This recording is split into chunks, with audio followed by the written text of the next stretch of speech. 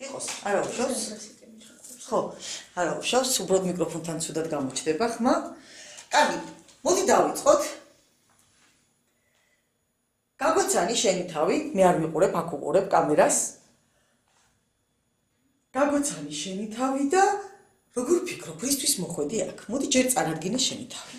გამარჯობა, მე ვარ მარიამ შაინიძე, ვარ 13 წლის და აქ მოვედი იმისთვის, რომ ვისწავლო გამოსვლები და ლაპარაკი. არა.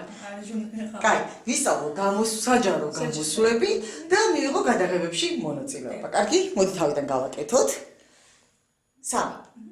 გამარჯობა, მე ვარ მარიამ შაინიძე, ვარ 13 წლის და აქ მოვედი, რომ ვისწავლო საჯარო გამოსვლები და გადაღებებში მივიღო მონაწილეობა. წიგნი, რომელიც შენ წაიკითხე? ჩემი საყვარელი წიგნი არის ქარწაღებულნი მარგარეტ მიჩელის. და რატო? იმიტომ რომ ძალიან საინტერესო არის თვითონ პერსონაჟები ძალიან საინტერესოები იყვნენ, ძალიან ჩამithრია თვითონ წიგნმაც და ძალიან მეყვარს. კარგი, მე ვარ მკითხველი და მე მინდა რომ მარიამმა რომ წიგნი მიირჩია, ის წიგნი წავიკითხო. ერთი ეპიზოდი მითხარი ამონარიდი მონაკვეთი წიგნისა, რის გამოც მე ამ წიგნს უნდა მოვკიდო ხელი და წავიკითხო. მიზეზი თუ რატომ უნდა წაიკითხო წიგნი არის თვითონ წიგნი არის დაფუძნებული ნამდვილი ისტორიაზე, არის ამერიკაში ცივილურ ომზე და ისტორია მეყვება სკარლეტს, რომელმაც ეს ყველაფერი განიცადა მარტო და ძალიან საინტერესო არის თვითონ ისტორიაშიც ბევრი გადახრები იყო, სადაც ბევრი პრობლემები ჰქონდა სკარლეტს და რაც გადალახა მან. კარგი გოგო.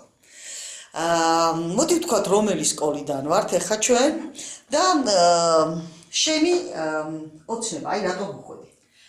მე ვარ ასმეში და საჯარო სკოლიდან და ჩემი ოცნება მთლიანობაში მინდა სამედიცინოზე ჩაბარება, თუმცა ჩემი აზრით ასევე მნიშვნელოვანი არის, რომ საჯარო გამოსვლებებზე მნიშვნელოვანი არის საჯარო გამოსვლებში გამოცდილება ქონდეს და ყოველი შემთხვევაში ძალიან მნიშვნელოვანი არის, რომ მიცოდე კამერებთან მუშაობა. ძალიან კარგი, მე მიხარია, იმიტომ რომ ჩვენ გვყავს ერთი უკვე საჯარო გამომსვლელი, აი ამ ფილმის სახით რომ გავაკეთეთ სამედიცინო სფეროში, დიმიტრი, რომელიც წელს ჩვენებასაც მოაწყობს ამ ფილმისას და მიხარია, რომ სამედიცინო სფეროც მივიდა აი ამ ეტაპზე, რომ ყველაფერი თითქმის გვინდა თუ არ გვინდა მაინც სოციალურ ქსელს, ინტერნეტს, ტელევიზიას, ეკრანს უკავშირდება, ხო? და კარგია რომ ამას ვაკეთებთ. რას გვეტყვი ძველ ქართველ მსახიობებზე, ადამიანებზე, ხელოვან მწერლებზე, პოეტებზე, აი თუ გაქვს რაიმე ინფორმაცია? ქართულ კინოებზე?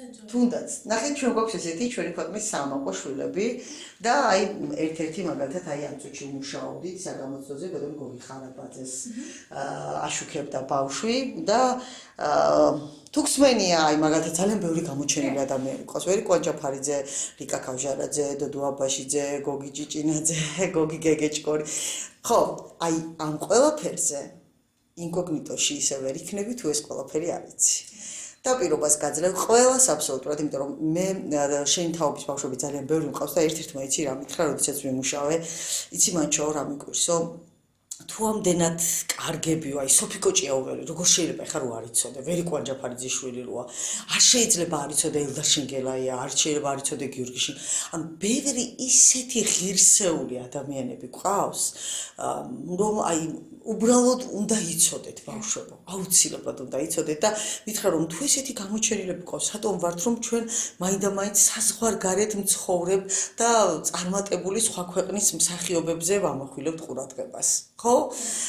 მოკლედ ჩვენ მარიამს ვიტოვებთ, ესე გადავწყვიტეთ, მაგრამ ჩვენ გვინდა მარიამის სხვა მოდელი შემოგთავაზეთ ძალიან მალე და პირობას გაძლევთ, ხო? ხო, ვაძლევთ მარიამ პირობას, რომ ყველაფერს გავაკეთებთ იმისთვის, რომ 100%-იანი შედეგი დავდეთ და საუკეთესოები ვიყოთ, ხო? აბა, ბედნიერად, წარმატებები უსურვოთ თქვენს მაყურებლებო მარიამს, რადგან მე ზუსტად ვიცი, რომ მარიამი ერთ-ერთი საუკეთესო ნიჭიერი გოგო იქნება. მოდი ახლა, კარგი იყო.